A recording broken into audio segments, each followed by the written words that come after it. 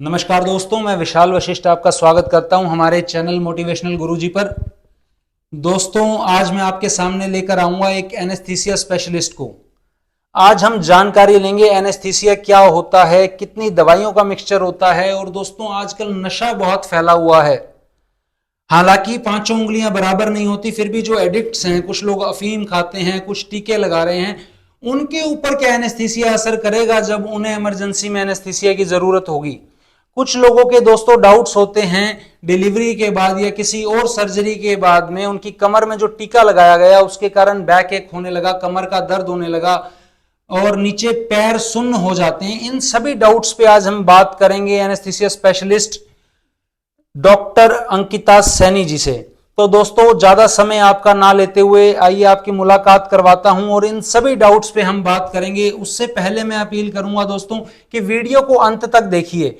किसी के विचार पूर्णतः आप तक तभी पहुंच पाएंगे जब आप वीडियो को अंत तक देखेंगे। तो आइए दोस्तों, आपकी मुलाकात करवाता हूं डॉक्टर अंकिता सैनी जी से।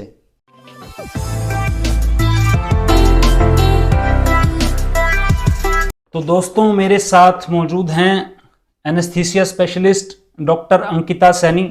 मैम, बहुत बहुत स्वागत करता हूं आपका हमारे चैनल पर। हाँ जी, नमस्कार। मैम, एनेस्थीसिया होता क्या है, सबसे पहले ये प्रश्न लूंगा मैं।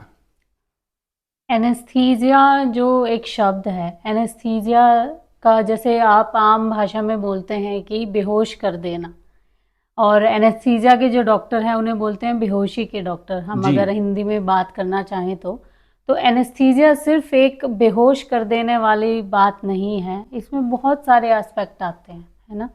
तो एनेस्थीसिया में आ जाता है हमारा, एक तो हमारा लॉस ऑफ अवेयरनेस, मतलब इंसान का जो है उसको अनकॉन्शियस कर देना, उसको अपने आसपास के एनवायरनमेंट का कोई अभी ज्ञान नहीं है, नींद आ जाना। दूसरा हमारा एस्पेक्ट होता है उसको पेन फ्री होना, यानी उसको अब कोई पेन उसको फील नहीं होगा। अगर हमारी कोई भी उसको सर्जरी अगर ऑपरेट हो रहा है मरीज़, तो उसको पेन नहीं होगा।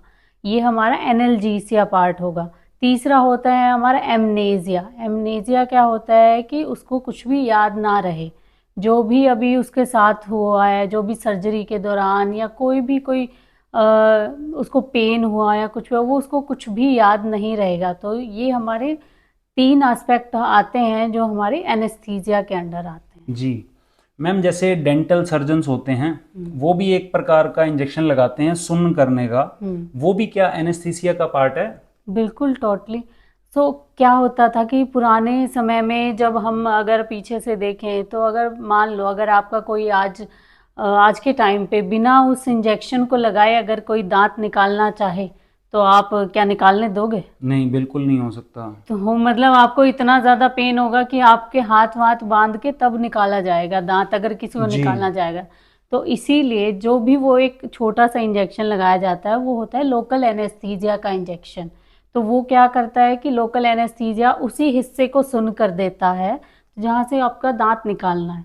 तो इसीलिए एनेस्थीसिया जो एनेस्थीसिया जो है हमारा, वो मल्टीपल जगह यूज़ होता है। नॉट ओनली द पेट की सर्जरी हो गई, हाथ की, पैर की सर्जरी, इवन दांत निकालने के लिए भी उसको यूज़ किया जा रहा है। ये तो हो गया मैम छोटा एक एनेस्थीसिया। एक्चुअली में मैं जानना चाहूँगा और मैं चाहता हूँ पब्लिक को भी बताएं, अवेयरनेस आएगी कि ये जो छोटा एनेस्थीसिया दिया ये क्या करता है, हाउ इट वर्क्स। के जैसे दांत में लगाया तो क्या ये सिग्नल जाने बंद हो जाते हैं दर्द के, दिमाग में होता क्या है? एक्चुअल में क्या होता है कि हमारी जो नसें होती हैं, जो भी हमारी बेसिकली सेंसेशंस होती हैं ना, जो हमारी 5 बेसिक सेंसेशन होती हैं हमारी, जो हमारे डिफरेंट, जैसे आईज से हम देखते हैं, कानों से सुनते हैं, वैसे ही हमारी होती है पेन सेंसेशन। जी ठीक है, तो एक जो पेन सेंसेशन होती है उसके लिए डिफरेंट डिफरेंट नर्व्स होती हैं हमारी बॉडी में, जो कि हर हिस्से का दर्द अलग से ब्रेन को लेके जाती हैं।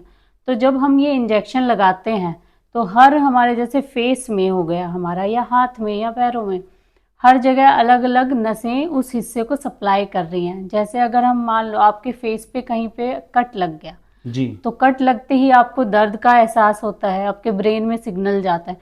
उसी तरीके से हमारे फेस पे, दांतों में भी वहाँ पे नसें होती हैं जो कि हमारे ब्रेन में सिग्नल लेके जाती हैं एक्चुअल में, तो उनको नर्व्स बोला जाता है। तो जब हम ये इंजेक्शन लगाते हैं तो उन नर्व्स को ब्लॉक कर दिया जाता है, उनको बोलते हैं नर्व ब्लॉक। ओके, ये एक्चुअल प्रॉपर टर्म जो हम करते हैं, नर्व ब्लॉक्स बोलते हैं उनको। इस इंजेक्शन की हेल्प से वो जो सिग्नल, जैसे आप बोल रहे थे आम भाषा में, तो वो सिग्नल जो है वो ब्रेन को नहीं जाते, तो हमारा पेन खत्म हो जाता है। जी। हाँ जी। तो अभी इसको बड़े लेवल पे जब हम लेकर के चलते हैं, ये तो एक स्पेसिफिक पार्ट का हो गया कि दांत का मसूड़े में और ऊपर की साइड पे लगा करके मुंह को सुन्न किया जाता है और थोड़ी देर बाद ठीक हो जाता है। किसी की हड्डी टूट जाती है तो क्या सिर्फ उसी पार्ट में ही एनेस्थीसिया दिया जाता है या उससे पेन किलर दे करके दबाया जाएगा? एक्चुअली देखिए, होता क्या है कि हर सर्जरी का हर बॉडी पार्ट के हिसाब से, जैसे हमारा अलग अलग फंक्शन है, वैसे ही एनेस्थीसिया भी उस बॉडी पार्ट और सर्जरी के हिसाब से, और उस इंसान की उस वक्त कंडीशन क्या है, कितनी क्रिटिकल सिचुएशन में है वो, उस हिसाब से हम एनेस्थीसिया दिए जाते हैं। मान लो अगर किसी का एक्सीडेंट हो गया, अगर तो उसका पैर टूटा है, ठीक है, तो हम लोग, अगर उसकी कंडीशन ठीक है, तो हम लोग प्रेफर करते हैं उसको, उसकी हड्डी में उसकी जो स्पाइन जो है वो ठीक है, नॉर्मल है। अब सारी चीज़ें, उनका बीपी, हार्ट रेट, धड़कन सब कुछ नॉर्मल है, हार्ट का फंक्शन ठीक है, तो हम उसको रीजनल एनेस्थीसिया देंगे। तो रीजनल एनेस्थीसिया में हमारा आता है स्पाइनल एनेस्थीसिया, ठीक है। अगर उस इंसान का मान लो कि पेट में कोई चोट लग गई है एक्सीडेंट के दौरान, उसका आंत फट गई है, लिवर में, स्प्लीन में, किसी चीज़ में अगर उसको चोट लग गई है, तो अगर मान लो पेट की सर्जरी करनी पड़ रही है, तब हम उसको पूरा बेहोश करेंगे। एक रीजनल जो आप बता रही हैं स्पाइनल, और एक फुल हो गया, इस पर मैं आऊँगा। मेरा सवाल जो है, सपोज किसी की टांग में रोड डाल रहे हैं तो उसकी स्पाइन में ही इंजेक्शन लगेगा, ऐसा वो मुंह वाला काम उसके साथ नहीं होगा? हाँ जी, बिल्कुल। जो पैर में अगर मान लो उसका फ्रैक्चर हो गया, हमारी जो ये हड्डी है इसका कंप्लीट फ्रैक्चर हो गया है, और जो हड्डी के डॉक्टर है उनको ऑपरेशन करना है उसको जोड़ने के लिए, तो हम लोग प्रेफरेंस ये रहती है कि हम लोग कमर में इंजेक्शन लगाएं, उसको स्पाइनल एनेस्थीसिया बोला जाता है। तो जो कमर में इंजेक्शन होता है वो रीढ़ की हड्डी में इंजेक्शन लगाया जाता है, वो इसलिए हमारे लिए प्रेफरेबल होता है। इसके एडवांटेजेस क्या होते हैं? एडवांटेजेस में सबसे पहले तो हमारा मेन एडवांटेज है कि हम लोग जो सर्जरी के बाद उस मरीज़ को पेन होगा, बहुत ही ज़्यादा सिवियर पेन होगा, जैसे ही वो एनेस्थीसिया के बाहर आता है तो बहुत सिवियर पेन होता है, एक हड्डी का टूट जाना। तो वो हमारा जो दर्द है, वो जो मोमेंट है अगले 3 से 4 घंटे, वो पेन का जो पेन किलर्स चाहिएंगे उनकी रिक्वायरमेंट कम हो जाती है स्पाइनल एनेस्थीसिया से। हाँ जी, एक तो ये हमारा एक एडवांटेज है। दूसरा एडवांटेज ये है कि पूरा जब हम बेहोश करते हैं, जनरल एनेस्थीसिया जो हम देते हैं, उसके कुछ डिसएडवांटेजेस होते हैं, और वो अगर कोई इंसान मान लो जिसको छाती की कोई दिक्कत है, या फिर जिसका बीपी या हार्ट की कोई बहुत ज़्यादा सिवियर कंडीशन, क्रिटिकल कंडीशन में है, तो उसको हम लोग अवॉइड करेंगे, हम लोग पूरा बेहोश ना करें, है ना। तो इसलिए ये कुछ एडवांटेज, या किसी को छाती में इन्फेक्शन है तो उस वक्त में हम लोग स्पाइनल एनेस्थीसिया प्रेफर करेंगे। मैम, स्पाइनल एनेस्थीसिया की अगर मैं बात करूंगा तो कई बार कमर से नीचे उसको दिया जाता है कि कमर से नीचे को बेहोश करने के लिए। अब जैसे आप चेस्ट का बता रहे हैं, तो ये फिर इंजेक्शन ये भी कमर में, रीढ़ की हड्डी में ही लगेगा या इसमें फुल बेहोश आप करेंगे उसको? फिर अगर कोई चेस्ट की कोई अगर ऑपरेशन होना है, मान लो कि कई बार क्या होता है व्यक्ति सांस नहीं ले पा रहा, कई बार क्या होता है हमारा जो छाती का कोई, हार्ट की कोई सर्जरी होती है, अगर मान लो हार्ट की सर्जरी होती है तो उसमें हम पूरा बेहोश करते हैं, तो उस वक्त हम लोग उसको बहुत सारी दवाइयाँ देते हैं। जनरल एनेस्थीसिया में क्या होता है कि हम बहुत सारी दवाइयाँ मिलके दी जाती हैं उसको, और वो फिर तब जाके बेहोश होता है। जर्नल एनेस्थीसिया हो गया मैम, और स्पाइनल हो गया, और रीजनल और स्पाइनल क्या एक ही हैं? हाँ जी, रीजनल के अंडर ही स्पाइनल एनेस्थीसिया आता है। और जो ये डेंटल है जो मुंह में दिया जा रहा है, ये उससे नीचे का एनेस्थीसिया है? हाँ जी, ये लोकल एनेस्थीसिया में आ गया, या फिर हमारा मतलब मैक हम लोग यूज़ करते हैं, मॉनिटरिंग एनेस्थीसिया केयर। तो उसमें हमारा सिडेशन और हमारा लोकल एनेस्थीसिया आ जाता है। तो सिडेशन में हम लोग क्या करते हैं कि उतनी ही मात्रा में हम इंसान को दवाई देते हैं ताकि वो थोड़ा सा नींद में रहे और उसको दर्द ना हो। मैम लोकल एनेस्थीसिया कहाँ कहाँ प्रयोग होता है, और बाकी तो बड़ी सर्जरीज में आ गई चीज़ें, जर्नल जो बहुत बड़ी सर्जरी है वहाँ पर जर्नल एनेस्थीसिया जो आप बता रहे हैं मल्टीपल मेडिसिन का यूज़ किया हाँ जाएगा, जी। और छोटी जो चीज़ें हैं वहाँ लोकल रहेगा। तो डेंटल के अलावा मैम और कहाँ कहाँ लोकल एनेस्थीसिया यूज़ होता है? डेंटल के अलावा अगर मान लो आपकी किसी भी इंसान को जैसे एक पर्टिकुलर एक कोई कट लग गया आपके हाथ पे, अब ऐसा तो नहीं है हम उसको पूरा बेहोश करें उस जैसे एक छोटे से कट के लिए, और आपको सूचर लगाने हैं, मतलब उसको सिलना है, वो इतना बड़ा कट नहीं है या फिर कोई फ्रैक्चर नहीं है, तो उस केस में हम लोग लोकल एनेस्थीसिया यूज़ करेंगे। या फिर मान लो अगर कोई आपको किसी भी कहीं पे पस पड़ गई और उसको आपको चीरा लगा के निकालना है, तो उस केस में हम लोग लोकल एनेस्थीसिया का यूज़ करेंगे। या फिर अगर कोई छोटी सी गांठ है कहीं पे भी, मतलब हाथ पे या पैर पे, कई लोगों को जैसे जो फैट की जो गांठें हो जाती हैं, है ना, और उसको हम पूरा बेहोश नहीं करना चाहते, वो डे केयर जो प्रोसीजर होते हैं, मतलब आज ही आपका एडमिशन हुआ अस्पताल में और शाम को आपको नौकरी पे जाना है, तो वो उन केसेस में हम लोग जो डे केयर प्रोसीजर होते हैं उनमें हम लोकल एनेस्थीसिया यूज़ करते हैं। फ्रैक्चर हो जाता है या कोई डिलीवरी का पार्ट आता है लेडीज की अगर हम बात करें तो उसमें फिर स्पाइनल एनेस्थीसिया आता है। हाँ जी। अब मैम एक चीज़ जो इसमें डाउट आता है और क्वेश्चन पब्लिक से है, कुछ लोग कहते हैं कि स्पाइनल एनेस्थीसिया उनको दिया गया उसके बाद जो है टांगों का सुन्न हो जाना हम्म या कमर में दर्द रहना उसके बाद, हम्म इस तरह की शिकायतें वो लोग करते हैं, तो उसके क्या कारण रहते हैं? क्या वो एनेस्थीसिया सही से दिया नहीं गया या गलत जगह लग गया, वो क्या ऐसा होता है? देखिए, ये जो सवाल है ये बहुत very important question that you have asked, क्योंकि लोगों में अवेयरनेस बिल्कुल बहुत ही कम है एनेस्थीसिया के रिगार्डिंग, स्पेसिफिकली स्पाइनल एनेस्थीसिया के रिगार्डिंग बहुत सारे अंधविश्वास हो गए हैं लोगों में। एक स्टडी थी जिसमें पाया गया था कि 13.5%, 1000 में से 13.5% लोगों ने स्पाइनल एनेस्थीसिया लेने से मना कर दिया। क्यों? क्योंकि उन्हें लगता है कि स्पाइनल एनेस्थीसिया देने से उनके बाद में बैक एक रहेगा जी। लंबे समय तक, कमर में दर्द रहेगा क्योंकि रीढ़ की हड्डी में इंजेक्शन लग रहा है।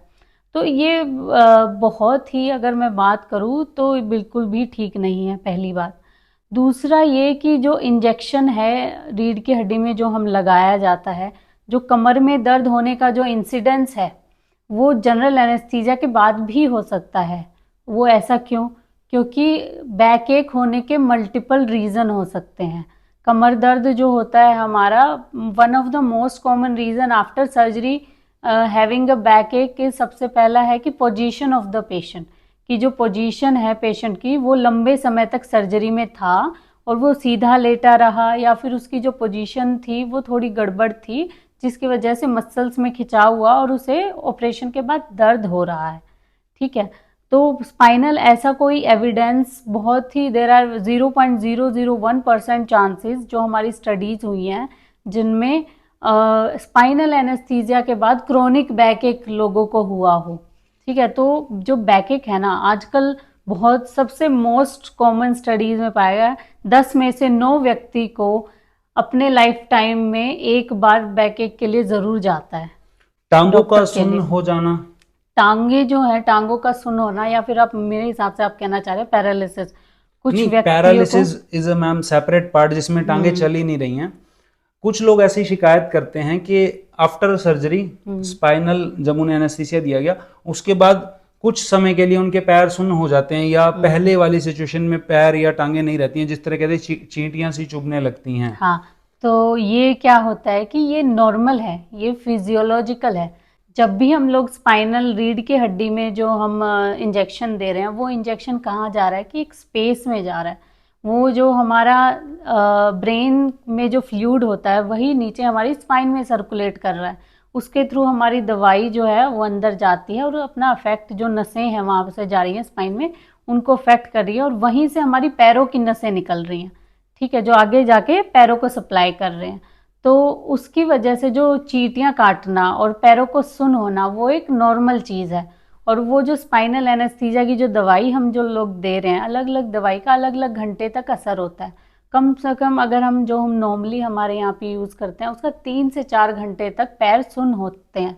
वो एक नॉर्मल फिजियोलॉजिकल लेकिन फिनोमेना है। आफ्टर सर्जरी लॉन्ग टर्म में अगर किसी के साथ हो रहा है तो क्या वो एनेस्थीसिया का ही इफेक्ट है उसके अंदर? मैं कहूँगी नहीं, क्योंकि एनेस्थीसिया की जो दवाई होती है उसका ड्यूरेशन ऑफ एक्शन होता है, उसका एक पर्टिकुलर टाइम होता है कि वो इतने टाइम तक ही एक्ट करेगी और उसकी वजह से पैर सुन रहेंगे। अगर उसके बाद भी अगर इंसान के पैर सुन रह रहे हैं तो वो फिर उसकी या तो उसकी स्पाइन में कोई इशू है या फिर उसकी नसों में जो डिस्क की प्रॉब्लम है या उसको डायबिटीज़ है साथ में उस इंसान को। तो ये मल्टीपल रीज़न हो सकते हैं जिसकी वजह से उसके पैर सुन्न हो रहे हैं। जी। एनेस्थीसिया की वजह से नहीं होता। अब जर्नल एनेस्थीसिया की हम बात करते हैं जिसमें कि सो जाता है इंसान, उसमें आप बता रही हैं 3 मेडिसिन्स दी जाती हैं उसमें भी, एक पेन किलर, एक बेहोशी की दवा और एक उसे अवेयरनेस ना रहे। तो मैम इसके अंदर सबसे पहले जो rare of the rarest case है उसकी बात मैं करूंगा कि कुछ लोग इतना बड़ा एनेस्थीसिया देने के बाद भी जाग रहे होते हैं, सोते नहीं है वो। Yes. वो क्या कारण रहते हैं भाई, इतना हैवी डोज उनको दे दिया गया फिर भी वो सोए नहीं? हाँ जी, तो इसके मल्टीपल रीज़न हो सकते हैं। सबसे पहले अगर हम बात करें तो बहुत ही रेयर अगर हम एग्जांपल में अगर हम जाएं, पहला तो ये है कि डोज कम, अगर किसी इंसान को इतनी पर्टिकुलर डोज जानी थी और उसको थोड़ी डोज कम रह गई उसके वेट के अकॉर्डिंग, एक ये हो सकता है, ये जो कि बहुत ही रेयर है। हमारे यहाँ पे कैलकुलेटिव डोज एक पर्टिकुलर जो एनेस्थेटिस्ट होता है वो पर्टिकुलर डोज कैलकुलेट करके ही दिया जाता है। बिल्कुल। दूसरा ये है कि उस इंसान ने जो क्रोनिक अल्कोहल अब्यूज़र या क्रोनिक सब्सटेंस अब्यूज़र जो लोग होते हैं उन लोगों में हमें ज़्यादा दवाई देने की ज़रूरत पड़ सकती है। तीसरा ये है कि रेयर केसेस में कुछ बॉडी के जो एंजाइम्स होते हैं कुछ लोगों में वो सही तरीके से नहीं पाए जाते, तो उस केस में भी हमें उन लोगों को ज़्यादा डोज देने की ज़रूरत पड़ती है। पर्सन टू पर्सन वेरी करता है। हाँ, बहुत ही रेयर केसेस होते हैं जिनमें हमें ज़्यादा डोज देनी पड़ जाती है एनेस्थीसिया की और वो फिर अवेयर रह जाते हैं। एनेस्थीसिया मैम ओपियोइड्स होते हैं, अफीम से संबंधित। तो दोस्तों जो लोग अफीम का सेवन कर रहे हैं, कुछ लोग मैम दर्द की दवाई की जगह पे अफीम ही लेते हैं और फिर एडिक्ट भी हो जाते हैं। तो अगर उनको सर्जरी की फिर ज़रूरत पड़ती है तो फिर क्या ये ओपियोइड्स काम करते हैं या फिर कोई सिंथेटिक एनेस्थीसिया उन पे यूज़ किया जाता है? और कोई अगर लाइफ में आपकी ऐसा केस आया है तो मैं चाहूँगा वो भी आप बताएं। हाँ बिल्कुल, अभी कुछ दिन पहले की ही बात है, जैसे हमारे पास एक बहुत ही बूढ़े बाबूजी थे जो हमारे पास चलते चलते गिर गए और उनकी हड्डी का फ्रैक्चर हो गया। तो उस केस में हमें उनको एनेस्थीसिया देना था, हाथ का फ्रैक्चर था तो हम लोग पूरा ही बेहोश करना था उनको। बट जब हमने एक एनेस्थेटिस्ट का सबसे एक इम्पोर्टेंट पार्ट होता है प्री एनेस्थीसिया चेकअप। तो प्री एनेस्थीसिया चेकअप में क्या किया जाता है कि हम उनकी प्रेजेंट और पास्ट की हिस्ट्री, मेडिकल हिस्ट्री, जो भी वो दवाइयाँ लेते हैं या उनको बीपी है, शुगर है, वो सारी हिस्ट्री हम लोग लेते हैं एनेस्थेटिस्ट।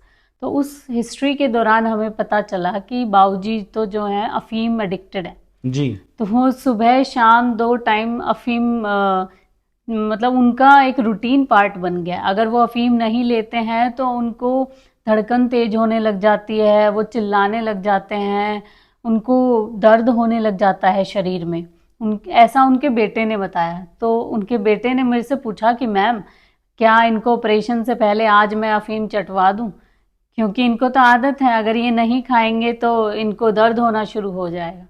तो ऐसे ही हमारे पास बहुत सारे मतलब केसेस ऐसे आते रहते हैं, बिल्कुल आते रहते हैं। तो ऐसे केस में हमें 2 चीज़ों का डर रहता है। एक तो हमारा ये कि हमारे जो एनेस्थीसिया की जो ड्रग की डोज है वो हमें ध्यान से देनी पड़ेगी इन केसेस में। एक तो उनकी एज के हिसाब से, एक उनकी फिर अगर ये एडिक्टेड हो जाते हैं ये लोग तो फिर उस केस में हमारा जो बीपी, हार्ट रेट, वो सारी चीज़ें जो हैं विड्रॉल में जाने के चांसेस चले जाते हैं। तो मान लो कि सब्सटेंस उन्होंने जो लिया है, अफीम वगैरह जो उन्होंने लिए है, अगर वो हम उनको नहीं दे रहे हैं तो वो विड्रॉल सिम्टम्स आने लग जाएंगे। इवन आफ्टर द सर्जरी, अगर सर्जरी भी ठीक ठाक हो गई तो सर्जरी के बाद भी क्या होता है, ये लोग विड्रॉल में चले जाते हैं। फिर उसकी वजह से इनको साइकोसिस, अगर वो सब्सटेंस नहीं मिलता है यूज़ करने को जिसके ये डेली एडिक्ट हो गए हैं, तो ये विड्रॉल में जाना का मतलब क्या होता है कि इनको धड़कन तेज हो जाना, कुछ कुछ दिखाई देना, तो ये हेलुसिनेशन हो जाना, तो ये सारी चीज़ें इनको होने लग जाती हैं। तो even after the surgery it is very difficult to manage these patients. Okay. अच्छा मैम, स्मोकर्स होते हैं, मैरिजुआना या वीड और जिसको हम कहें चरस वगैरह यूज कर रहे हैं, उनका बीपी लो रहता है, वो भी अगर डेली बेसिस पे इन्हें ले रहे हैं और फिर सर्जरी के लिए आते हैं तो एनेस्थीसिया बीपी लो ही कर रहा है, तो उन पे क्या साइड इफेक्ट डालता है फिर ये चीज, या उन पे भी असर नहीं करता है? नहीं, असर तो करेगा बिल्कुल, वो हमें डोज उसके हिसाब से कैलकुलेट करनी पड़ेगी। लेकिन हमें एक तो अगर कोई इंसान स्मोकिंग कर रहा है स्पेसिफिकली, तो हम उस इंसान को बोलते हैं कि अगर आप स्मोकर हैं तो कम से कम 6 वीक का आप लोग स्मोकिंग बंद कर दें। उसी के बाद अगर आपकी इलेक्टिव सर्जरी है जो इमरजेंसी नहीं है, तो उसको हम लोग 6 हफ्ते तक एडवाइज़ करते हैं कि कम से कम 4 से 6 हफ्ते तक आप स्मोकिंग बंद करिए, फिर आप ये सर्जरी करवाइए। क्योंकि जो स्मोकिंग के जो आफ्टर इफ़ेक्ट्स हैं वो बॉडी में कम से कम रह जाते हैं 4 से 6 हफ्ते तक, लंग्स पे भी बहुत अफेक्ट होता है। तो जब हम पूरा बेहोश करते हैं इंसान को, तो लंग्स बहुत ही मतलब इम्पोर्टेंट पार्ट प्ले करते हैं हमारा जनरल एनेस्थीसिया में, क्योंकि हम लोग जब उनको पूरा बेहोश करते हैं तो इस एक तरीके से वेंटिलेटर पे ही डालते हैं। तो anaesthesia is kind of reversible coma. Okay, so जब हम वेंटिलेटर पे एक इंसान को डाल रहे हैं बेहोश करके, तो वापस जब हम एनेस्थीसिया से उसको रिवर्ट बैक करते हैं, उस वक्त पे जब वो सांस उसको इंसान को लेना होता है, तो उस टाइम पे जो फेफड़े हैं अगर उसके हेल्दी होंगे तो वो बहुत ही ईजिली वापस आ जाएगा। लेकिन अगर हमने बाहर भी निकाल दिया, अगर उसके स्मोकिंग है, उसने छोड़ा नहीं हमारी एडवाइस करने पे, या फिर बहुत सालों से क्रोनिक हैबिचुअल है, स्मोकर है, या किसी भी सब्सटेंस को अब्यूज़ कर रहा है, तो उस वक्त में उस कंडीशन में उसके लिए वेंटिलेटर से निकाल पाना भी हमारे लिए थोड़ा मुश्किल हो जाता है। जी। अब मैम उन पेशेंट्स की बात करते हैं जो कि छुपाते हैं। वैसे तो कहते हैं डॉक्टर से कुछ नहीं छुपाना चाहिए, सब कुछ बता देना चाहिए। अगर बड़ी सर्जरी से हम गुजर रहे हैं, कोई ट्रॉमा है, इमरजेंसी है या कोई प्लान्ड सर्जरी है, बट स्टिल कुछ लोग नहीं बताते, तो उन पे फिर क्या प्रभाव डालेंगी ये चीज़ें? वो बिल्कुल उनके लिए ही खराब है ये चीज़। वो कहते हैं ना कि एनेस्थेटिस्ट को तो आपको सब कुछ बताना है। Anaesthetist is the only person जो आपसे ये भी पूछ लेगा कि आपने क्या खाया है, खाने में क्या खाया, पराठा खाया है या जूस पिया है। तो एनेस्थेटिस्ट को तो आपको इतना भी बताना पड़ेगा कि आपने 2 घंटे पहले पानी पिया है या जूस पिया है। तो एनेस्थेटिस्ट तो बिल्कुल भी कभी भी कुछ नहीं छुपाना चाहिए, डॉक्टर से तो बिल्कुल भी नहीं छुपाना चाहिए, है ना। क्योंकि ये जो अगर आप चीज़ें छुपाते हैं तो वो आगे जाके आपके लिए ही नुकसान का कारण बनेंगी। क्योंकि अगर आपने मान लो कि 2 घंटे पहले अगर आपने खाना खाया है या फिर आपने शराब पी है, आप शराब में के नशे में थे और एक्सीडेंट हो गया, तब आप नहीं बता रहे हैं पुलिस के चक्कर से या किसी भी चक्कर से, तो ये आपके लिए आगे के लिए जब आपकी सर्जरी होगी, ऑपरेशन होगा या सर्जरी के बाद जो रिकवरी होगी, उसमें जो हम दवाइयाँ देंगे उनके भी तो साइड इफ़ेक्ट होते हैं। तो वो सारी चीज़ें मिलके आपके बॉडी को बिल्कुल प्रभावित करेंगे। आपका बीपी लो हो सकता है, धड़कन घट बढ़ सकती है, तो ये सारा आपके शरीर पे ही असर आएगा। तो कभी भी एक डॉक्टर से तो कभी कुछ नहीं छुपाना चाहिए। मैम अब एनेस्थीसिया की हम डोज की बात करते हैं या उनके केमिकल कॉम्पोजिशंस की बात करें, जो इंजेक्शंस आ रहे हैं लाइक प्रोपाफोल आ रहा है या केटामाइन आ रहा है, या पेन किलर्स की हम बात करें, बटरम है या ट्रामाडोल है, ये इजीली अवेलेबल्स नहीं है। बट ब्लैक में कुछ इंजेक्शंस इसमें बिकते हैं और कुछ लोग इनके भी एडिक्ट हो जाते हैं। उनके लिए क्या सजेशन है, क्या सलाह उन्हें आप देती हैं, और क्या नेगेटिव पॉइंट फ्यूचर में हो सकते हैं अगर कल को कोई सर्जरी, कोई एक्सीडेंट होता है और डॉक्टर की नीड पड़ती है, क्योंकि वो तो पहले से ही ये चीजें ले रहे हैं, तो उस केस में क्या होगा? बहुत सारी हमारे इंडिया में ना जैसे ओवर द काउंटर ड्रग्स हमें मिलती हैं।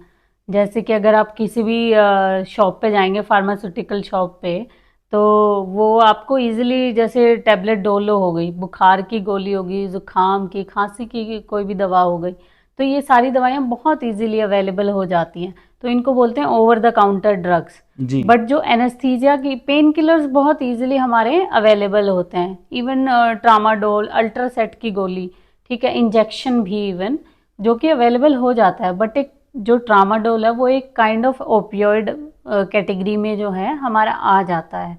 तो ऐसे ही जो एनेस्थीसिया की ड्रग्स हो गई वो हमारी नॉर्मल शॉप्स, फार्मास्यूटिकल शॉप्स में नहीं मिलती हैं। अगर आप खांसी की दवाई जैसे लेने जा रहे हैं वैसे आपको एनेस्थीसिया की ड्रग नहीं मिलेगी। लेकिन अगर हम बात करें कि जो स्पेसिफिक सर्जिकल जो फार्मासिस्ट जो होते हैं, जो हमारा सर्जरी से रिलेटेड सामान बेचते हैं, या कई गवर्नमेंट हस्पताल्स में क्या होता है कि सामान डॉक्टर लिख के दे देते हैं कि आप ये दवाइयाँ ले आइए, और वो उस सर्जिकल शॉप से लेके आ जाते हैं, तो वहाँ पे अवेलेबल हो जाती हैं ये सब चीज़ें। तो वहाँ जो एक चेन है हमारी, वहाँ पे ये चेन फार्मास्यूटिकल ड्रग्स की जो चेन है, हाई अलर्ट मेडिकेशंस बोलते हैं इनको, जो हमारी ओपियोइड हो गए, ठीक है, प्रोपोफोल हो गया, ये हाई अलर्ट मेडिकेशंस में आता है। तो ये ऐसे ही नॉर्मली अवेलेबल नहीं हो सकता। अगर लेकिन ये कहीं पे कोई ब्लैक मार्केट में या कोई इसको अब्यूज़ कर रहा है, इस चेन को ब्रेक करके कोई इसको अपने खुद के यूज़ के लिए यूज़ में ला रहा है, प्रोपोफोल हो गया, फेंटानिल हो गया, तो ये, या फिर ट्रामाडोल हो गया, तो इन सब चीज़ों का जो असर है इसको फिर ये सब्सटेंस अब्यूज़ में चला जाता है ना। अब ट्रामाडोल अगर मैं बात करूं तो ये ओपियोइड है, तो एक पेन किलर की तरह हम लोग यूज़ करते हैं। अगर कोई एनेस्थेटिस्ट आपको पेन किलर देना चाहेगा तो पहले वो आपको पैरासीटामोल देगा, फिर आपको डायनापार नाम का एक इंजेक्शन आता है, फिर अगर पैरासीटामोल से आपका दर्द ठीक नहीं हो रहा फिर वो डायनापार देगा, अगर उससे भी दर्द ठीक नहीं हो रहा तो तीसरे नंबर पे आपका ट्रामाडोल आता है। तो इस तरीके से एक क्वालिफाइड डॉक्टर ऐसे आपका पेन दर्द दूर करता है। बट अगर कोई नॉर्मल व्यक्ति या कोई झोला छाप है जिसको आपसे आपका दर्द मिनटों में ख़त्म करके आपसे पैसे ऐंठने हैं, तो वो तो आपको डायरेक्ट आपका 3rd नंबर की दवाई देगा, है ना। वो आपका दर्द तो कम कर देगी लेकिन उसके भी तो साइड इफ़ेक्ट होंगे ना। जी। मैं यही कह रहा था, अगर कोई रेगुलर यूज कर रहा है तो फिर उसके पास क्या साइड इफेक्ट इसके रहेंगे, क्या उस पे फिर ये दवाइयां असर नहीं करेंगी उस टाइम पे?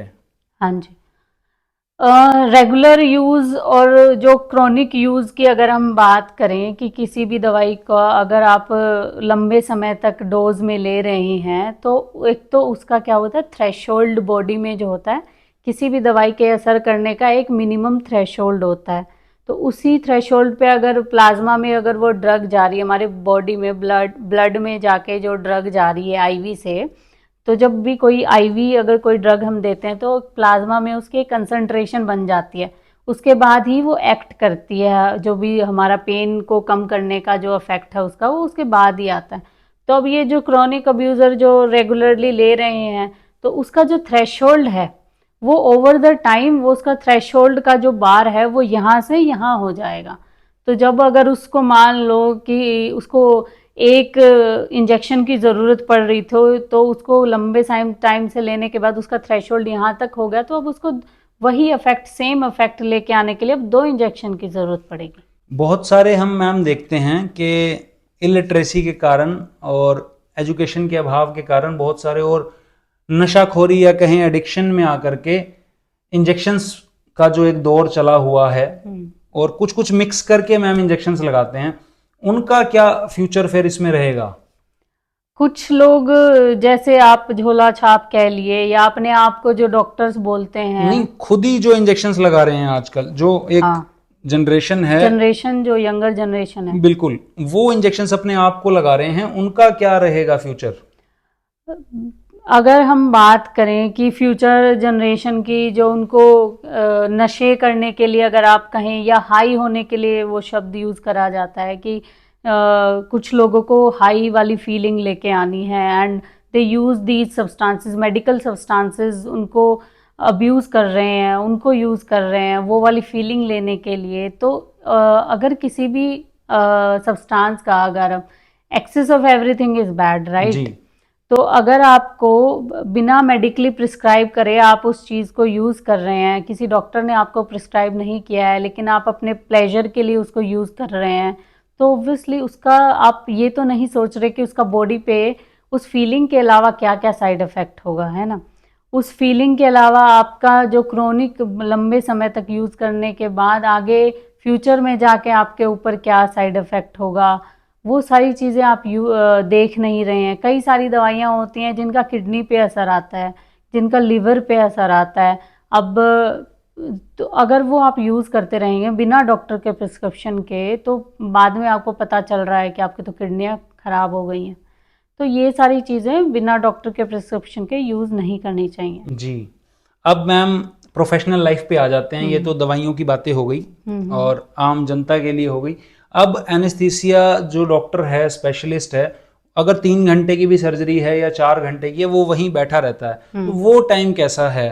क्योंकि उसने सर्जरी तो नहीं करनी है, उसने इंजेक्शन लगा करके बेहोश कर दिया है पेशेंट को, या स्पाइनल है तो नीचे का हिस्सा उसका सुन्न हो चुका है।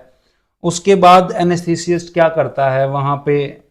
जो ड्यूटी है वो एक बोरिंग होती है या क्या चीज उसमें ऑब्जर्वेशन रहती है?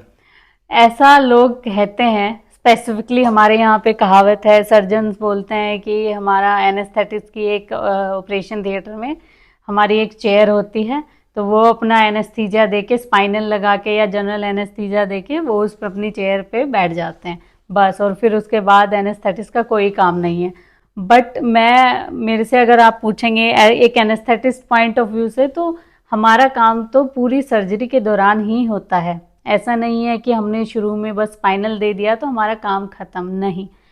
सर्जरी के दौरान सर्जन को एक तो ये चाहिए होता है कि जो पेशेंट है, एक वो कम्प्लीटली रिलैक्स रहे। सर्जन को पूरा रिलैक्स फील्ड चाहिए। अगर सर्जन सर्जरी कर रहा है तो ब्लड लॉस हो रहा है, उसको मरीज़ को खून चढ़ाना है, मरीज़ के बीपी, धड़कन, ये सब ऑक्सीजन लेवल, ये सारी चीज़ें हमें ही मॉनिटर करनी होती हैं। तो एक अच्छा एनेस्थेटिस्ट या एनेस्थेटिस्ट अगर बात करें तो वही होता है जो कंटिन्यूअस मॉनिटरिंग करता है। तो सिर्फ हमारा काम ऐसा नहीं है कि हमने अपना काम किया और बैठ गए। वो 3-4 घंटे हमारे लिए बहुत इंपॉर्टेंट होते हैं, क्योंकि पेशेंट की मॉनिटरिंग इज़ वेरी क्रिटिकल। क्योंकि ज़रा सी अगर धड़कन ऊपर नीचे हुई तो वो एक एनेस्थेटिस्ट उसको पहचान लेता है और सर्जन को पता भी नहीं चलता। सर्जन अपना आराम से सर्जरी करता रहता है। उस टाइम पे फिर एक्स्ट्रा मेडिकेशंस दी जाती हैं पेशेंट को? एक्स्ट्रा मेडिकेशंस नहीं, टाइम टू टाइम हर दवाई का अपना एक इंटरवल होता है कि ये दवाई आधे घंटे के लिए काम करेगी, तो फिर आपको उसकी डोज रिपीट करनी पड़ती है। तो ये जो लंबी सर्जरीज, अगर मान लो 3-4 घंटे, क्या यहाँ पे तो जो कैंसर की सर्जरीज हो गई या फिर कोई हार्ट की सर्जरीज हो गई, वो 10-10, 12-12 घंटे भी चलती हैं। जी। तो उस केस में हमें ऐसी दवाइयाँ बार बार रिपीट करनी पड़ती हैं ताकि सर्जन को अपना काम करने का टाइम मिलता रहे। अब मैम 12 घंटे की एक सर्जरी हुई और सर्जरी सक्सेसफुल हो जाती है, पर 12 घंटे में जो आईवी उसको दिए जाते हैं, क्योंकि आईएम तो जाएगा नहीं उस समय में, तो जो नसों में इंजेक्शंस गए वो ड्रेन आउट कैसे होंगे बॉडी में से? क्योंकि 12 घंटे मुझे लगता है काफी इंजेक्शंस ह्यूमन बॉडी में डाल दिए जाते हैं हाँ उस जी। टाइम पे, वो कैसे ड्रेन आउट होंगे? और क्या ऐसा भी होता है कुछ लोगों को एडिक्शन उसके बाद हो जाती है आफ्टर सर्जरी उन चीजों की, नींद ना आना? देखिए, क्या होता है कि जितनी भी हम दवाइयाँ देते हैं ऑपरेशन के दौरान या लंबी सर्जरीज के दौरान, हमें बार बार दवाई रिपीट करनी पड़ती है। तो हर दवाई का जो जो भी बॉडी में जा रही है उसका मेटाबॉलिज्म होता है, ठीक है। तो मेटाबॉलिज्म उसका अलग अलग तरीके से होता है। लिवर में हो गया, एंजाइम्स के थ्रू हो गया। उसके बाद उसका क्या होता है, एक्सक्रीशन। एक्सक्रीशन मतलब वो बॉडी किसी ना किसी रूप में हमारी बॉडी से निकल जाती है। मोस्ट ऑफ द ड्रग्स जितनी हम देते हैं वो किडनी के थ्रू निकल जाती हैं, किडनी के थ्रू यूरिन में निकल जाती हैं। तो ये जो अगर हम बात कहें कि हम इतनी सारी दवाइयाँ देते हैं एक समय में, तो वो जो दवाइयाँ कैसे निकलती हैं, वो हमारी यूरिन के थ्रू मोस्टली निकल जाती हैं बाहर। जी। ठीक है मैम, ये जो मेडिकेशंस हैं ये प्लांट बेस्ड मेडिकेशंस हैं या सिंथेटिक बनाई जा रही हैं, केमिकल बेस्ड हैं? ये अलग अलग तरीके से बनाई जाती हैं। कुछ मेडिकेशन प्लांट बेस्ड होती हैं, नेचुरल बोलते हैं उनको। कुछ हमारी सेमी सिंथेटिक होती हैं, कुछ सिंथेटिक होती हैं। जो आप अगर बात करें ओपियोइड, तो ओपियोइड जो स्टार्टिंग में अगर हम वर्ड यूज़ करते थे, मोर्फिन हो गया, ओपियम जो प्लांट होता है वहाँ से हमारा लिया जाता है। ठीक है, तो ये हमारा नेचुरल हो गया, नेचुरल सब्सटेंस, नेचुरल जो हमारा प्लांट बेस्ड हो गया। कुछ सब्सटेंस ऐसे हैं जो हम लोग सिंथेटिक केमिकल से बनाते हैं। तो बाकी जैसे और हमारे फेंटानिल हो गया, ठीक है, प्रोपोफोल हो गया, ये सारे जो चीज़ें हैं ये हमारी सिंथेटिक बेस्ड हो गई। तो ma'am which are better, synthetic और प्लांट बेस्ड, या ये भी पर्सन टू पर्सन ही वेरी करता है? ये पर्सन टू पर्सन वेरी नहीं करेगा। ये हर दवाई के अलग अलग साइड इफ़ेक्ट होते हैं, अलग अलग इफ़ेक्ट्स होंगे। तो जो प्लांट बेस्ड होंगे वो रिफाइन हो के एक पर्टिकुलर डोज में उनको मेडिकल यूज़ के लिए हम लोग यूज़ किया जाता है। हर दवाई, हर जो सब्सटेंस होता है उसके अलग अलग तरीके से यूज़ किए जाते हैं। जैसे अगर आप मान लो लोकल एनेस्थीसिया भी होगा, उसमें परसेंटेज होती है हमारी कि कितनी परसेंटेज की जो दवाई है वो हमें उस हिस्से को सुन करने के लिए चाहिए। कितनी ज़्यादा परसेंटेज देंगे तो उतना लंबे समय तक काम करेगी। तो ऐसे करके सब्सटेंस जो दवाइयाँ हैं उनको मेडिकली उनको बनाया जाता है। कंसंट्रेशन में, अलग अलग कंसंट्रेशन में दवाई को बनाया जाता है।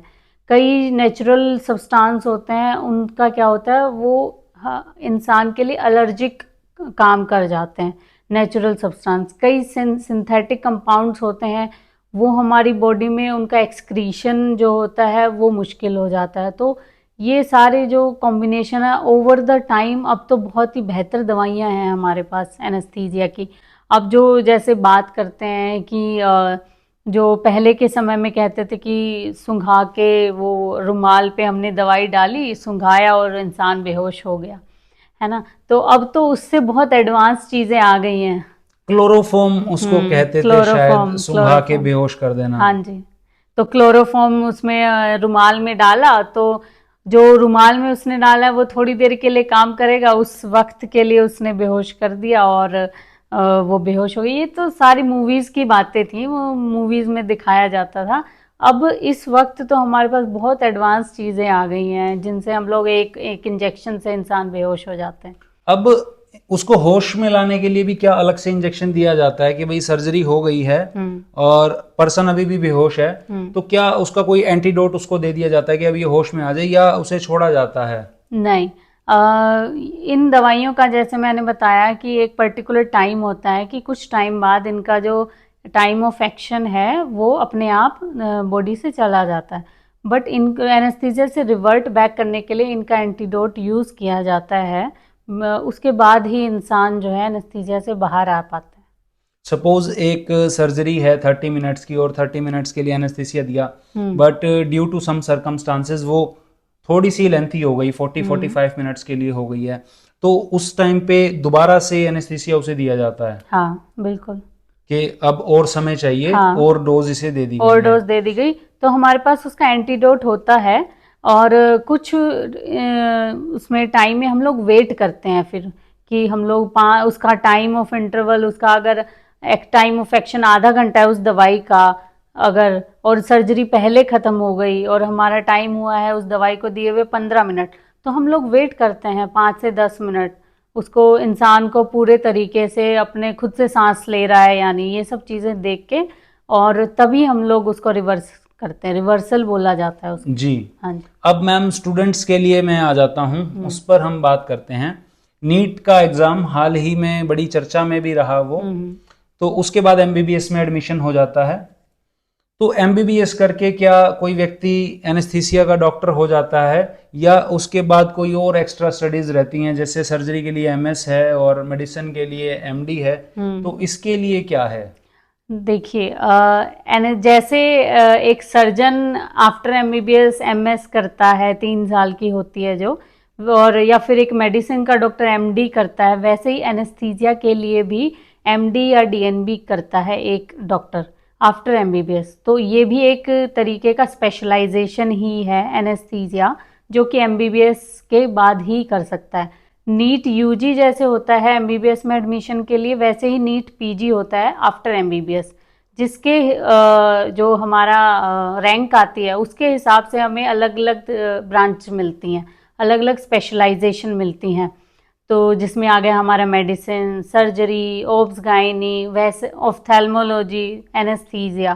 तो ये सारी जो है हमारी स्पेशलाइजेशन ब्रांचेस हैं जो कि एमबीबीएस के बाद ही कर सकते हैं। आपने एनेस्थीसिया ही क्यों चूज किया, या जो एनेस्थीसिया वाले होते हैं वो एनेस्थीसिया में जाना प्रेफर, या मजबूरी होती है, कोई इसमें रैंक का लेना देना होता है, या लगाव होता है स्पेशलिस्ट से? मेरे केस में अगर आप मेरे से पूछेंगे तो मुझे तो एनेस्थेटिस्ट ही बनना था, क्योंकि मुझे शुरू से पेन मेडिसिन में जाना था। तो अब अगर मुझे जो पेन मेडिसिन के जो डॉक्टर हैं वो आप एनेस्थीसिया करने के बाद ही बन सकते हैं। जी। ठीक है। तो एक मैं महत्वपूर्ण रोल अगर मैं आपको बताऊं कि जब भी अगर मान लो कोई इंसान बेहोश हो गया, तो उस इंसान को, अगर कोई सड़क पे चलता हुआ इंसान बेहोश हो जाता है, तो उस इंसान को आप सीपीआर की हेल्प से, अगर आपको सीपीआर आता है और अगर आप लकीली आप एनेस्थेटिस्ट हैं, तो उस वक्त जो डॉक्टर होते हैं हमारे जो मेडिकल फ्रेटर्निटी में अगर हम बोलें, तो एनेस्थेटिस्ट ही एक अकेला ऐसा डॉक्टर होता है जो उस इंसान को जो सीपीआर जो होता है या फिर उसको ट्यूब डालनी पड़ती है सांस देने के लिए, तो anaesthetist is the qualified person जो कि इसमें सबसे one of the main qualified person जो कि ये कर सकता है। दूसरा, आईसीयू और क्रिटिकल केयर। कोविड के टाइम पे जैसे मेरा मन एनेस्थीसिया की तरफ उस टाइम पे ही हुआ था, क्योंकि कोविड में अगर हम बात करें तो बहुत ज़्यादा लोगों को वेंटिलेटर पे लोग थे, और जो वेंटिलेटर की जो समझ होती है वो एक आईसीयू के डॉक्टर और एक एनेस्थेटिस्ट से बेहतर वेंटिलेटर की जो समझ है वो किसी और डॉक्टर में नहीं होती है। तो कोविड के टाइम पे अगर हम बात करें तो एनेस्थेटिस्ट की तो बहुत ही ज़्यादा रिक्वायरमेंट थी। उस टाइम पे हमारी जो एनेस्थीसिया ब्रांच है उसकी महत्वपूर्ण जो इसकी इम्पोर्टेंस उसी टाइम पे बहुत ज़्यादा लोगों को पता चली, और उस वक्त ही मैंने मतलब महसूस किया कि जो क्रिटिकल पेशेंट्स होते हैं, आईसीयू पेशेंट्स होते हैं, तो उनको मैनेज करना एक एनेस्थेटिस्ट से बेहतर और कोई नहीं जानता। दूसरा, लोगों की जान बचाने से बेहतर और क्या अच्छा हमारे लिए हो सकता है। तो इन सब कारणों की वजह से मैंने एनेस्थीसिया चूज़ किया। वेंटिलेटर पे जैसे ट्यूब्स वगैरह डाली जाती हैं, तो वो क्या एक जनरल डॉक्टर भी डाल सकता है, या एनेस्थीसिया वाला स्पेशलिस्ट डॉक्टर ही वो ट्यूब्स वगैरह डालेगा लंग्स में? जो वेंटिलेटर की जो ट्यूब की जो बात होती है उसको इंट्यूबेशन बोलते हैं, है जी। ना। तो वो जो प्रोसीजर है वो एक ट्रेंड व्यक्ति ही कर सकता है। उसके अलावा या तो वो आईसीयू या क्रिटिकल केयर में उसने कोई डिप्लोमा हासिल किया हो या प्रैक्टिस की हो, या वो एक एनेस्थेटिस्ट हो, वही लोग इस चीज़ को करने के लिए क्वालिफाइड हैं। जो जनरल एमबीबीएस डॉक्टर हो गए या दूसरी जो जनरल सर्जन हो गए या किसी और स्पेशलिस्ट हो गए, वो लोग इस प्रोसीजर को परफॉर्म नहीं कर पाते हैं। जी। अब उन चीज़ों पे आ जाते हैं जो लोग कहते हैं भाई दिल मजबूत होना चाहिए इन चीज़ों में जाने के लिए, तो उसके लिए आप क्या कहती हैं? खून देखना पड़ता है, काट फाट होती है और ये सब चीज़ें हैं, और डॉक्टर को तो लोग ऐसा भी कहते हैं भाई उसके लिए तो एक खिलौना टाइप है। तो उस चीज़ में आप क्या कहती हैं? क्या इमोशंस रहते हैं, या at the time of performance या जब आप प्रोसीजर कर रहे हैं इमोशंस खत्म हो जाते हैं? जैसे अगर आप मानो कोई भी कुक होता है, तो वो खाना बनाते बनाते अपना खुद के हाथ का खाना उसको इतना पसंद नहीं आता। उसी तरीके से अगर हम भी एज अ डॉक्टर, अगर डेली हम लोग खून खराबा, एक्सीडेंट हो रहा है, सर्जरीज हो रही हैं, ये सब अगर हम देखते रहते हैं, तो हमारा भी एक टाइम पे अगर हम देखें तो हम, ऐसा नहीं है कि हमारे लिए वो एक काम रह जाता है। But doctors are the most, अगर मैं कहूँ कि बहुत डॉक्टर प्रोफेशन में बहुत एम्पैथिक होना पड़ता है। Okay right. तो हमारे ऐसा तो नहीं होता कभी भी कि हमारे इमोशंस ख़त्म हो जाते हों, हमारे लिए ये सिर्फ एक काम रह गया है, अब हमें फ़र्क नहीं पड़ता खून देखने से, ऐसा बिल्कुल नहीं है।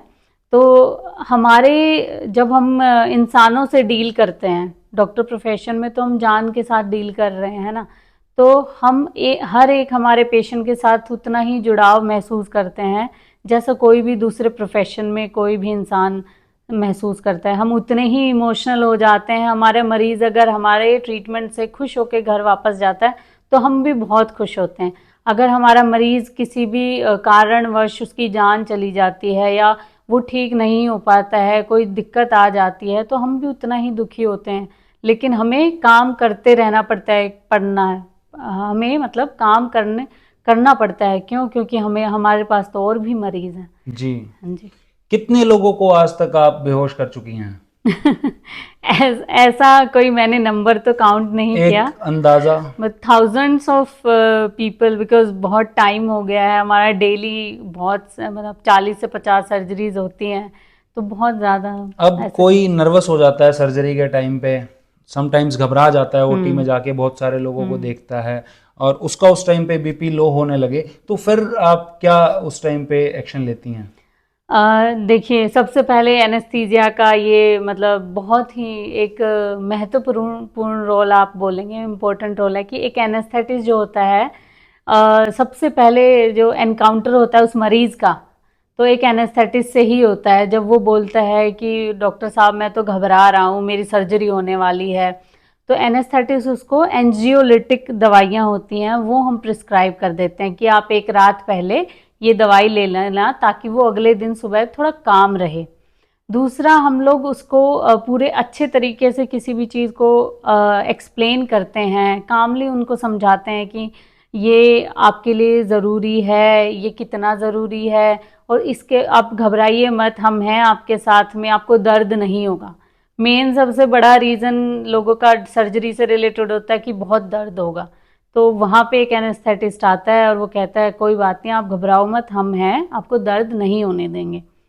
मैं जो सिचुएशन की बात कर रहा हूँ वो सिचुएशन शायद आती ही होगी हाँ, at the time of operation. Table पे ओटी में अगर पर्सन नर्वस हो गया घबरा है, जाते वो हैं। साइन भी कर चुका है वो और खुशी खुशी आता है, बट वो उस टाइम पे घबरा जाता है और तब बीपी लो हो जाता है। हाँ, उस टाइम पे हम लोग उस पेशेंट को आईवी फ्लूइड्स देते हैं ताकि बीपी उनका नॉर्मल कंडीशन में रहे। आईवी फ्लूइड्स दिया जाता है, दवाइयाँ दी जाती हैं ताकि बीपी नॉर्मल रहे। मरीज को काम रहने के लिए बोला जाता है। कई बार इवन हम लोग थोड़ा सा काम रखने के लिए म्यूजिक भी चलाते हैं। दैट्स अच्छा। ऑल्सो ये थोड़ी अंदर की बात है। ये शायद मुझे लगता है स्पाइनल में होता होगा जब वो पर्सन होश में है। होश में होता है, जब वो होश में होता है और हम लोग चाहते हैं, मतलब उसको अजीब सा लग रहा है, तो उसको काम करने के लिए हम लोग म्यूजिक भी चला देते हैं। जैसे मूवीज में आपने देखा ही होगा कि ऑपरेशन थिएटर में म्यूजिक चल रहा है। तो अब एक और क्वेश्चन में, ये सर्जन से क्वेश्चन नहीं हो सकता, बट आप एनेस्थीसिया स्पेशलिस्ट हैं तो आप सब कुछ ऑब्जर्व करती हैं। हालांकि मैंने ऐसा नहीं देखा है, बट ऐसा कहते हैं कि डॉक्टर्स आर ऑल्सो एडिक्टेड। अच्छा। हाँ, तो सर्जरी ऑपरेट करते हैं तो कुछ लोग अल्कोहल का इस्तेमाल करते हैं या कुछ और सब्सटेंस, तो उससे आप कितनी सहमत है? क्या आपने कभी ऐसा देखा है? देखिए, ये अब इंडिविजुअल टू इंडिविजुअल बेसिस पे होता है। अब चाहे आप डॉक्टर, एज अ डॉक्टर आप ले लीजिए या कोई और प्रोफेशन ले लीजिए, हर प्रोफेशन में कुछ ऐसे व्यक्ति होते हैं जो व्यक्तिगत रूप पे ज़रूरी नहीं है वो प्रोफेशन की वजह से वो ले रहे हैं। अल्कोहल हो गया या स्मोकिंग हो गया या कोई और सब्सटेंस अब्यूज़ कर रहे हैं जो उनके अस्पताल में मिल रहा है और वो उसको गलत यूज़ कर रहे हैं। तो ये मैं अगर बोलूँगी तो ये एक व्यक्तिगत धारणा है कि उनको वो यूज़ करना है, नहीं करना है। हर प्रोफेशन में, हर जगह पे आपको ऐसे लोग मिल जाएंगे जो अल्कोहल का सेवन करते होंगे या स्मोकर होंगे या दूसरी चीज़ें यूज़ करते होंगे। तो ये बहुत ही व्यक्तिगत चीज़ है। हम उस प्रोफेशन में, पूरे प्रोफेशन को ऐसे नहीं कह सकते कि हाँ वो अल्कोहल लेके सर्जरी परफॉर्म कर रहा है जैसा हमारे मूवीज़ में दिखाया गया है। ऐसा तो मैंने तो अपनी लाइफ में तो नहीं देखा, बट आई एम श्योर कहीं पे अगर होता भी होगा तो वो बहुत ही व्यक्तिगत है। जी। हाँ जी, रेयर है। आपने नहीं देखा है? हाँ, मैंने नहीं देखा। बट हो सकता है कि ऐसा होता हो। जो मूवी आप बता रही हैं, भी रिसेंट में कबीर सिंह मूवी हाँ, थी, कबीर सिंह, उसमें डॉक्टर को ऐसा दिखाया गया है डॉक्टर को ऐसा दिखाया गया। और एक दो सीन्स उसमें ऐसा भी है, टैबलेट वो किसी और को भी दे देता है। हाँ जी। तो ये जो टैबलेट्स का अब्यूज है, ये क्या रहता है नर्सिंग स्टाफ में या कहीं और? या एनेस्थीसिया की हम बात करें, किसी के पास प्रॉपर नॉलेज है, क्या वो खुद के ऊपर भी इस्तेमाल कर लेते हैं उन चीज़ों को, माइंड रिलैक्स के लिए या किसी और चीज़ के लिए? बिल्कुल सी ये सारी जो चीज़ें हैं हम जनरलाइज तो नहीं कर सकते, but rare to rare cases आ जाते हैं। जैसे एक दो केसेस हमारे मतलब मैंने देखे हैं अपने करियर में, जहाँ पे एक ऐसे ही स्टाफ थे, तो उन्होंने उनके पास अवेलेबिलिटी थी, उनके पास अथॉरिटी थी, जो नींद आने की जो दवाई होती है, नींद आने की दवाई उनके हाथ में थी कि वो उनको ले सकें। तो उस अथॉरिटी का उन्होंने गलत यूज़ किया और अपने आप ही यूज़ किया, एंड इवेंचुअली वो उनकी फिर डेथ हो गई। ओके। हाँ जी, तो ये केस भी देखा है मैंने, बिल्कुल। ये बहुत ही मतलब दुखद बात है कि ऐसा लोग करते हैं, बट हाँ एक या दो केसेस ऐसे आ जाते हैं कि जिसमें लोग अपने ऊपर ही वो दवाइयाँ यूज़ करते हैं। अब इसमें एक सेकंड कैटेगरी भी आती है जो लोग कहते हैं भाई हम दूसरों को तो ट्रीट कर रहे हैं बट हम बच के रहें इससे, हम्म। हमें दवाई ना लेनी पड़े। सो अगर इसको आप अन्यथा मत लीजिएगा, बट अगर हम बात करें, क्या आपने कभी ट्राई किया या आप उनमें से हैं भैया मैं बच के रहना चाहती हूँ इन चीज़ों से, मेरे को ना यूज़ करनी पड़े? नहीं, ऑब्वियसली मुझे सारे दवाइयों के साइड इफ़ेक्ट पता है, मुझे इतना पता है ये कितने समय के लिए और क्या काम करेगी। तो पर्सनली मैंने कभी ऐसा यूज़ नहीं किए हैं, ना मैं कभी करना चाहूँगी यूज़। तो बट कुछ ऐसे जो मतलब हाँ, और कुछ ऐसे लोग हैं जो कर सकते हैं, क्योंकि उनको उस बारे में उसके बारे में सब कुछ पता है, तो वो कम डोज में ले सकते हैं कि हाँ मुझे इसका यही इफेक्ट, कि भाई मैं अगर कम डोज ले लूँगा तो मुझे अच्छे अच्छे इफेक्ट मिल जाएंगे, ज़्यादा डोज नहीं लूँगा तो मैं पूरा बेहोश नहीं होऊंगा। तो कुछ लोग हैं ऐसा जो कर सकते हैं, बट इन कंडीशंस में, ऐसे केसेस में क्या होता है, कुछ अनहोनी भी हो सकती है।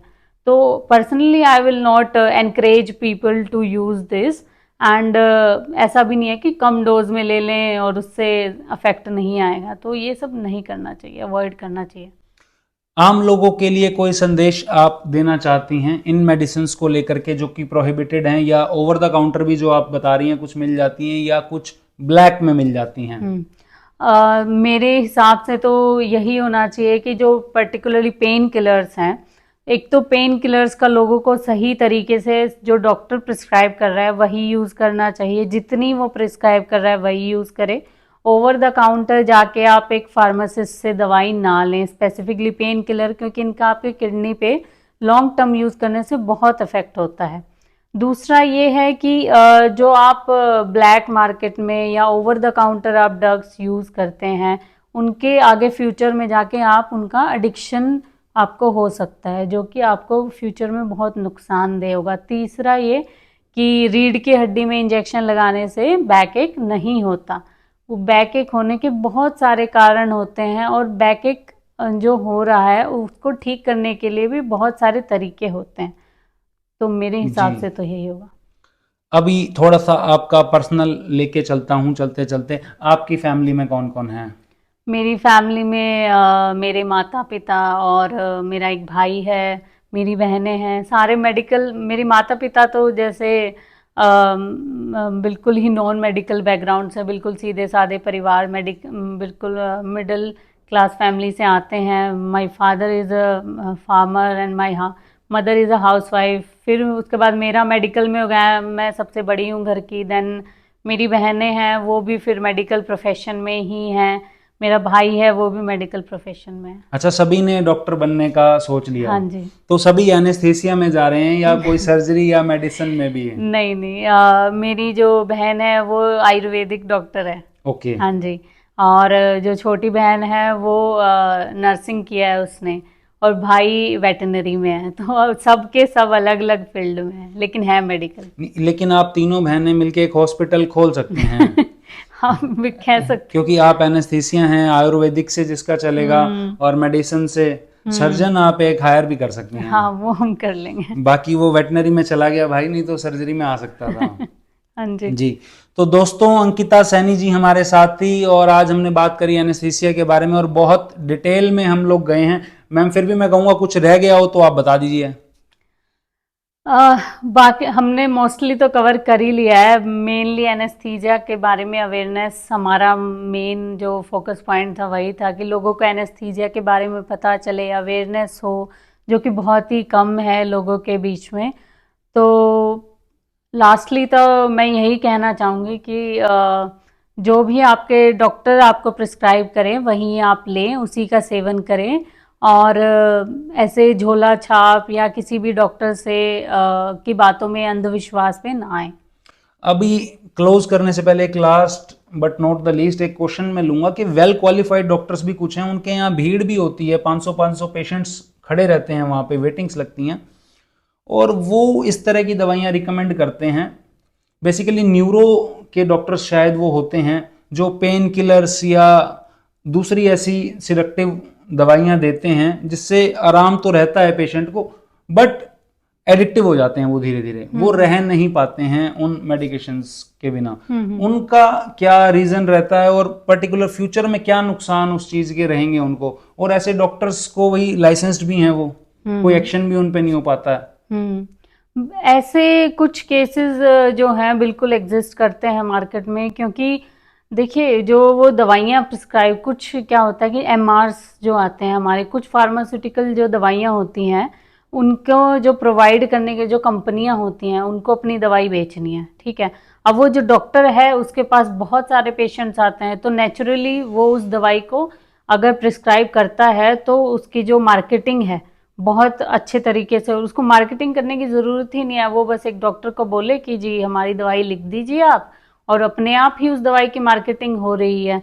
अब उस दवाई का असर क्या आ रहा है, उसका साइड इफेक्ट क्या आ रहा है, या वो कितने समय तक काम कर रही है, या अच्छा काम कर रही है नहीं कर रही है, वो तो मरीज ही यूज़ करके बता सकता है।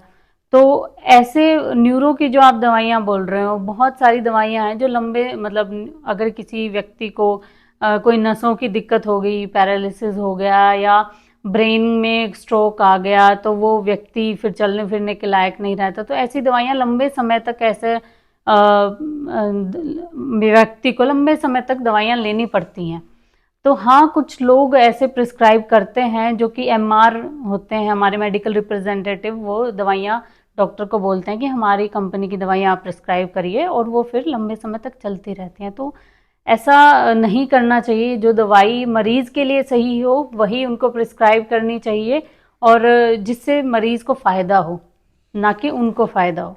अब आपकी अगर बात करूं तो आप बीइंग एनेस्थीसियोलॉजिस्ट ही रहना चाहेंगी, या पेन क्लिनिक में भी एक ऑप्शन आपके लिए आगे रहता है, आप वहां जाना प्रेफर करेंगी, या दोनों एक साथ भी चल सकती हैं ये?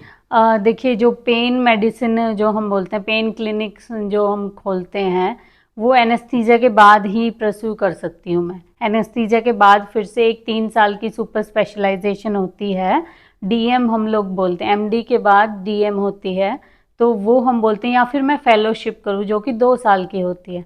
तो आफ्टर एनेस्थीसिया मेरा तो पेन में ही जाने का मतलब रुझाव है, जो मेरा मेन मकसद था वो पेन क्लिनिशियन बनना था, तो मैं उसी तरीके से काम करूँगी, पेन डॉक्टर बनना चाह रही हूँ। तो मैम वो पेन जो होता है वो उस दवाई से कुछ समय के लिए खत्म होता है या परमानेंट भी खत्म हो जाता है? बहुत सारी आजकल तो ऐसी टेक्निक आ गई है कि पेन जो क्रोनिक बैक एक हो गया, या क्रोनिक पेन के कुछ लोग होते हैं जिनको बहुत लंबे समय तक पेन हो रहा है, या घुटनों में दर्द हो रहा है, वो दवाइयाँ खाए जा रहे हैं, पेन किलर्स खा रहते हैं, किडनियाँ खराब हो गई हैं, तो पेन के जो डॉक्टर का काम होता है वो वहाँ आता है कि वो आपको ऐसी जगह, वो पर्टिकुलर इंजेक्शंस होते हैं हमारे, अल्ट्रासाउंड गाइड होते हैं, एक्सरे गाइडेड होते हैं हमारे, बहुत सारे इंजेक्शंस होते हैं जो कि हमें एक पर्टिकुलर जगह पे उस नस को ब्लॉक कर देते हैं, और वो फिर लंबे समय तक आपको पेन किलर लेने की ज़रूरत नहीं पड़ती। उसका साइड इफेक्ट भी कोई रहता है क्या? साइड इफेक्ट एज सच कोई उस किडनी या लिवर पे कोई साइड इफेक्ट नहीं होगा, कम से कम जो आप पेन किलर लेने से हो रहा है आपका। उस नस को ही ब्लॉक कर दिया जाएगा, वहां दर्द होगा ही नहीं? हाँ जी। तो वहां पर सेंसेशन रहेगी उस व्यक्ति की, या सेंसेशन भी खत्म हो जाएगी? नहीं, वो सिर्फ पेन की जो सेंसेशंस हैं वो खत्म होंगी आपकी, ऐसा नहीं है कि आपका हाथ काम नहीं कर, मोटर जो पावर है वो रहेगी आपकी। टच की सेंसेशंस या कांटा चुभना वो रहेंगी। वो रहेंगी? हाँ जी। सिर्फ क्रोनिक पेन जो उसे हो रहा था वो नहीं होगा? हाँ, मतलब कांटा चुभना से तो वो तो पेन ही होगा, उस पेन की सेंसेशन ही होगी उससे, तो पिन प्रिक, बट जो बाकी सेंसेशन है वो रहेंगी, उसको टच की सेंसेशन वो सब रहेंगी। दर्द नहीं होगा, दर्द नहीं कट होगा। लग जाएगा तो भी दर्द नहीं होगा। नहीं, वो तो होगा। जो पुराना पेन उसका चलता रहा हाँ वो नहीं जी, जो होगा। क्रोनिक पेन, जो बैक में इंजेक्शन जो हम लोग दिए जाते हैं ना, वो मोस्टली हम लोग होता है। लेकिन अगर मान लो उसको जो कट होगा वो तो स्किन पे होगा ना। ठीक है। हाँ, तो हम स्किन की अलग नसें हैं जो लेके जा रही हैं। नर्व्स के इंजेक्शन हैं वो। हाँ जी। मैम बहुत समय आज आपने दिया, मैं बहुत शुक्रगुजार हूँ आपका, और आपको शुभकामनाएं फ्यूचर के लिए हम देते हैं। और knowledgeable session I think public के लिए भी ये रहा है और स्टूडेंट्स के लिए भी। तो दोस्तों वीडियो को शेयर कीजिए, लाइक कीजिए और चैनल को सब्सक्राइब कीजिए। धन्यवाद।